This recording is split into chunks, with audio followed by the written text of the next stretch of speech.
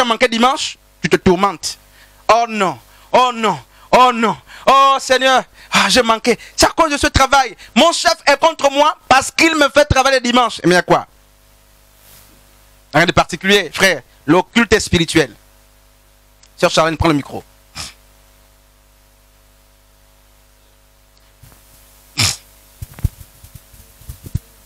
Allumez, s'il vous plaît, oui.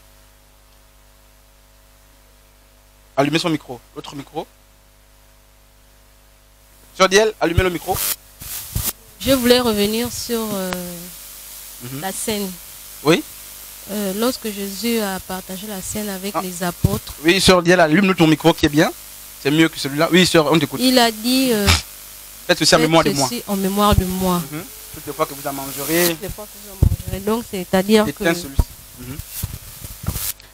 que... après ce repas qu'il a eu avec ses apôtres. Les autres ont tout mangé, non? Oui. Oui. Donc, ceux qui en mangent de nos jours, est-ce qu'ils sont condamnables? Enfin, Jésus a dit, faites en mémoire de moi. C'est le maître qui a parlé. Donc, comme le frère disait, on peut le faire. N'est-ce pas? On ne pêche pas. Mais si vous voulez faire en mémoire de Jésus, faites comme Jésus a fait. Bien sûr. On fait comme Jésus a fait. Condamné. Et puis n'attends pas le jour que tu n'as pas menti là-bas pour venir dire que je vais manger. Parce que dans les églises éveillées, ça c'est une parenthèse, dans les églises éveillées, il y a un passage d'un Corinthien là-bas qu'on lit toujours là. C'est quel texte d'un Corinthien comme 11 je crois. Attention, ne venez pas. C'est à cause de ça qu'il y a eu beaucoup d'infirmités, de gros ventres, de maladies. Quand l'ancien commence, quand c'est le jour de la Sainte Seine, d'abord dans les églises éveillées, on avertit. Toujours. Il y a certains où c'est tous les dimanches. Il y a certains qui mangent tous les dimanches, n'est-ce pas? Mais ils sont pas assez... On va revenir, on va parler de ça.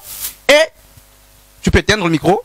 Donc qu'est-ce qui se passe? Lorsque l'homme de Dieu a lu ça comme ça, attention, de manger le repas du Seigneur injustement. Tu sais que tu étais avec la copine hier, tu sais que tu n'es pas marié même. Tu sais que tu n'es pas marié. Et quand on a dit dimanche prochain, et la Sainte Seine, tu te sanctifies. Une petite sanctification d'une semaine. N'est-ce pas? Donc tu dis, bon chérie, on ne se touche pas parce que dimanche, je dois prendre le repas là. N'est-ce pas? Vous voyez l'hypocrisie dans les églises. Et pendant que l'ancien lit ça lui-même, c'est un vrai mauvais. Pendant qu'il lit ça, en fait les chantres, remarquez les chantres. Les gens sont en train de... Ah, je vais faire comment? Si je ne me lève pas là, les autres diront que je vis mal. Si je ne me lève pas, on va dire que je pêche. Donc, je suis obligé de me lever. Et on a vu ça dans le péché, dans l'hypocrisie. Personne n'est mort, personne n'est infirme. Il y a un problème. Soit c'est pas le vrai repas, soit il y a un problème. Soit c'est parce que Dieu est miséricordieux. Il n'y a pas de mort, pas d'infirmité. Au contraire, les gens prospèrent dans leur tout ça. Il y a des problèmes. Donc, faites en mémoire de moi. Mais on doit faire en mémoire de Jésus, il n'y a pas de souci. Mais pourvu que, n'est-ce pas, le repas aussi soit donné conformément aux Écritures. C'était quel repas que le Christ avait pris, comment il avait pris. On peut, il y a un micro qui déconne là. C'est lequel? Il y a deux micros qui sont allumés. Ok. Donc, prends l'autre micro. Celui que tu avais.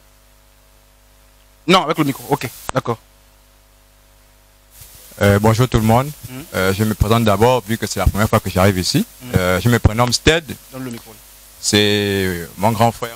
C'est mon grand frère Juste qui m'a invité ce matin à ce moment de partage avec vous et j'ai béni vraiment le Seigneur. Amen. Alors, je vais vraiment revenir sur les aspects festifs de la loi. Simplement pour dire que ces fêtes se faisaient à des moments bien précis. Précis, justement. Donc, aujourd'hui, il y a un décalage qui s'est fait que généralement, nous n'avons pas encore saisi. Parce qu'il faut rappeler qu'à l'époque du Seigneur, Jérusalem était occupée par les Romains. Les Romains qui étaient ennemis on va dire du Christ, parce que Jésus en arrivant, il a révélé sa nature en disant qu'il est roi, mais les Romains ont mal compris ça et ont pensé que Jésus voulait prendre la place de l'empereur romain qui était, et par la suite, les Romains ont combattu l'évangile. Les Romains ont combattu l'évangile et ils ont introduit plusieurs, si je peux dire, traditions, voilà, comme ça, pour détourner l'évangile, parmi lesquels les changements de date. Voilà, le changement du calendrier même. Voilà, du calendrier. Parce que le calendrier que nous utilisons est le calendrier romain. C'est ça son nom, calendrier romain. Donc déjà, au niveau des dates de célébration, on ne sait même pas ce qu'on célèbre. Comme j'ai parlé avec mon grand frère, juste pour dire que aujourd'hui, on a reçu un héritage de nos pères en matière de culte et on ne cherche pas à savoir d'où ça revient, qu'est-ce qui a fait en sorte qu'il y ait des changements. Donc, dans les célébrations, que ce soit la Pâque, la Pentecôte, quoi encore là, tout ça, aujourd'hui, j'ai questionné des gens et malheureusement, je n'ai jamais eu de réponse. Évidemment, parce que les dates ont été revues, modifiées même. Voilà, modifiées. Donc, aujourd'hui, on célèbre des fêtes à des moments précis, sans même savoir, à ces moments-là, à quoi correspond la fête qu'on célèbre. Donc, je vais juste m'arrêter par là. Merci frère pour l'intervention, c'est fort. Donc on nous a introduit comme ça dans le culte de divinité sans se rendre compte. Et puis tous les chrétiens sont zélés, n'est-ce pas? Le 1er novembre c'est Toussaint, il y a un truc comme ça là. Toussaint. Et j'ai vu des gens prendre la nourriture bien préparée. Vous voyez la méchanceté, n'est-ce pas? Donner la nourriture aux morts, alors que ces personnes ne donnent pas aux voisins, aux orphelins, aux pauvres. Mais ce jour-là est spécial pour eux. Ils ont en mémoire les morts, ils nettoient, ils prennent le jus qu'ils donnent